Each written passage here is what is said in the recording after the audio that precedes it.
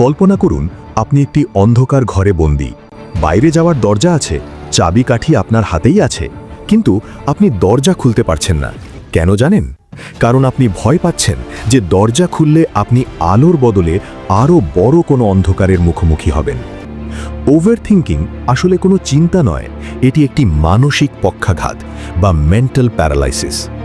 Victor Frankl, যিনি নাৎসিদের concentration ক্যাম্পে তিল তিল করে মৃত্যু দেখেছিলেন, তিনি একটি গভীর সত্য বলে গেছেন। মানুষের কাছ থেকে সব কেড়ে নেওয়া যায়, কিন্তু তার শেষ স্বাধীনতা হলো তার চিন্তার স্বাধীনতা। আপনি কি আজ আপনার সেই স্বাধীনতা উপভোগ করছেন, নাকি নিজের মস্তিষ্কের তৈরি করা কাল্পনিক শিকলে নিজেকে বেঁধে রেখেছেন?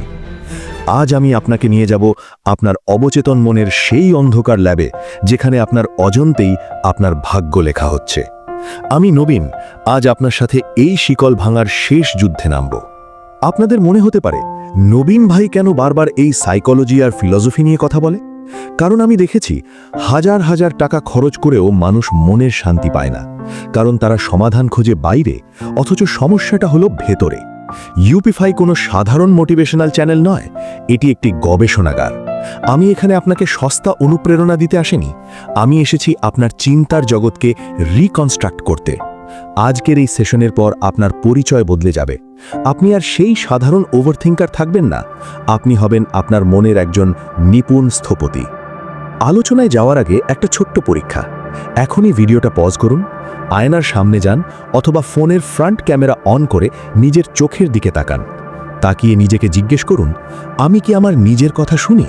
যদি উত্তর না হয়, তবে কমেন্টে গিয়ে একদম সততার সাথে লিখুন, আই এম লুজিং মাইসেলফ।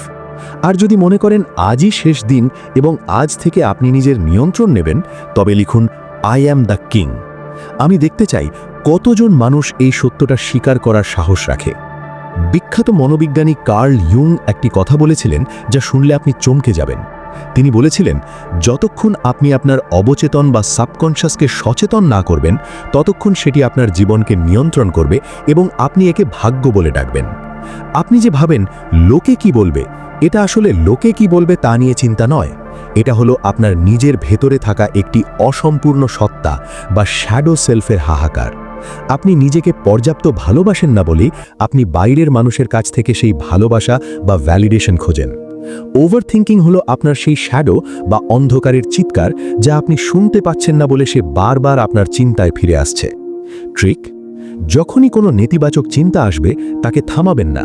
তাকে প্রশ্ন করুন, তুমি আমার কোন অপূর্ণতা থেকে আসছো?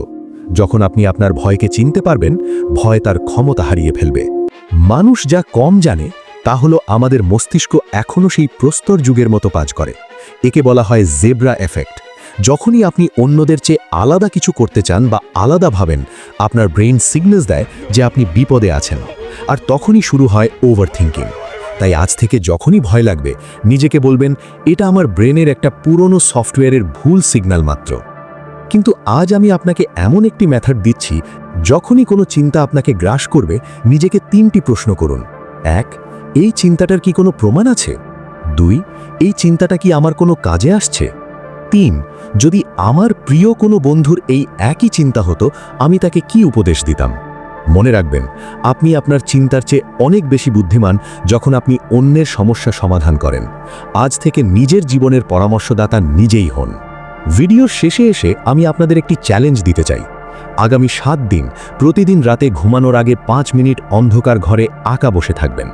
কোনো ফোন নয়, কোনো মিউজিক নয়, শুধু নিজের শ্বাস প্রশ্বাসের শব্দ শুনুন। আপনার ব্রেন আপনাকে বলবে, উঠে পড়ো, ইউটিউব দেখো, ফেসবুক স্ক্রল করো, কিন্তু আপনি নড়বেন না। এই 5 মিনিটের জয় আপনাকে আপনার জীবনের সবচেয়ে বড় যুদ্ধে জয় এনে দেবে। দেখা হবে পরবর্তী ভিডিওতে।